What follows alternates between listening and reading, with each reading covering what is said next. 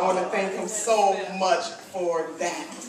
And so tonight, as we think about the position we find ourselves in as a community and as a nation, I know for Noah the theme of rejoice and renew and rebuild is something that I believe that all communities should be thinking about.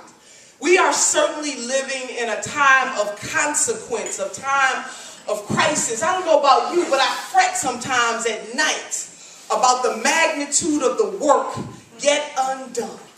I remember complaining, or maybe confiding, I don't know which one it was, in a good friend of mine. Her name is Jackie Griffin, and I was talking to her about the chaos that we find all around us. The chaos in Egypt, the chaos in Libya, the chaos in Iraq, the chaos right here in the good old United States of America. But my dear friend, being the seer and the perceptive person that she is, she said, my dear Nina, chaos is the reordering of things. Noah, did you hear me tonight? Chaos is the reordering of things. And so, brothers and sisters, we know that there is good chaos and there is bad chaos. Just make sure that you are on the side of the good chaos, the reordering of things. And so we have in our nation right now the reordering of things. And so we need good people, people who care about social justice, people who care about equality of opportunity, people who care about women having a right to choose no matter what side you are on. Even the good Lord gave us choice. People who care about our ability to not have our votes suppressed, that we are on the righteous side of chaos. When I was talking to the Reverend right here, he said, Senator, how's it going in Columbus? I said, Reverend, how much time do you have? Because it seems that those who are elected to office, whether it is local, state, or national, but dare I say on the state and national level even more so, that we have lost our ever-loving minds. When you have folks who run for office under the guise of creating jobs and creating opportunities, and no sooner they take those offices, they are taking away workers' rights and suppressing voters' rights. Never did I think I would live, that my generation would live at a time when folks would be trying to take away what our ancestors worked so hard to get. Yeah, all right. But here we are in the 21st century in chaos. But Noah, you understand the mission and the vision because you are working to help communities overcome chaos, the reordering of things. So when I thought about rebuilding and recharging, I thought about the whole notion of revolution. And revolutions have always been about people, the hopes and the dreams of an oppressed populace, the rise and fall of great leaders, and the awesome struggle that is being forged in our nation and across the world. Chaos. You know, in 1941, and I think what President FDR did in 1941, understanding the situation that he was in and the chaos.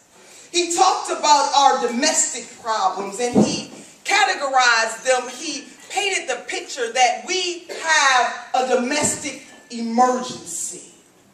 Now this was in 1941. And I thought about if FDR was here today, what he would say to us. He talked about in 1941 the basic things expected by people of their political and economic systems. And he said they were simple, and they are as follows. Equality of opportunity for youth and others. Imagine that, 1941. Jobs for those who can work. Security for those who need it.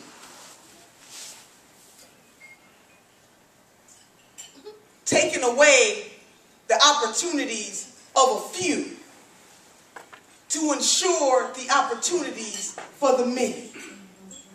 If President Franklin D. Roosevelt was here today, I wonder what he would have to say about a political system, a congressional system, a group of folks who have decided in the 21st century to choose seats over service.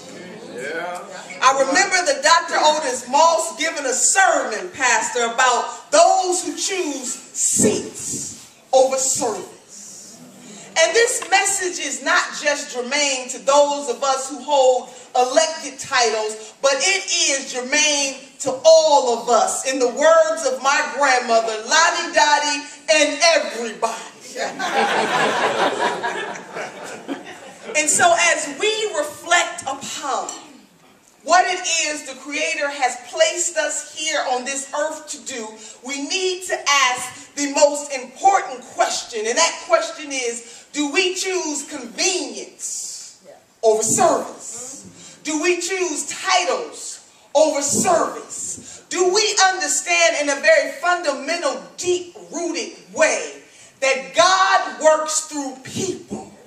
And we are the people that he is trying to work through. If you have not heard the messages and the cries, just look at Occupy Wall Street. If you have not heard the messages and the cries, just visit some of our public schools here in Northeast Ohio. It is a sin and a shame when our young people cannot walk from the front door of their house to the schoolhouse without worrying about being in danger. There is more than enough work for all of us to do. And Noah, I thank you for starting that work. I thought about a quote from Jackie Robinson when he said, "The right of every American to first-class citizenship is the most pressing need of our time."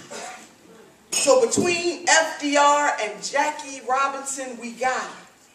The most pressing need of our time is to ensure that all folks have first-class opportunities in this nation. You know, an African spiritual song is coming to mind tonight, and it says, "How I got over. My soul looks back and wonders how I got over." And to the extent that we have brothers and sisters who are suffocating under the weight of the foreclosure crisis, paying a mortgage on a house that is not worth as much as it was when they purchased it. To the extent that we have brothers and sisters in our community, in our state, and in our nation who are woefully underemployed or unemployed. To the extent that all of our children, regardless of their ethnicity or the social economic status of their parents, to the extent that they are not receiving a high quality education.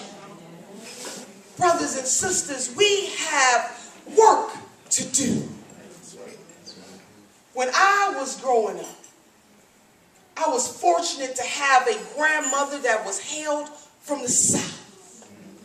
And to all my elders in this room, especially the mothers hailed from the South, they just don't make them like that anymore. Right. They just don't. But I remember my grandmother saying very clearly that I want you to be the best. And she said, if you can't be the best, I want you to be next to the best. I want you to be so close to the best that nobody can tell the difference. We have got to continue to motivate and uplift our young people and tell them unequivocally that mediocrity is no longer the order of the day, that they absolutely must be the best. Noah supporters, I want to share with you because I often believe that through personal stories, when I think about how I got over, or the poem that Langston Hughes talked about, mother to son, life ain't been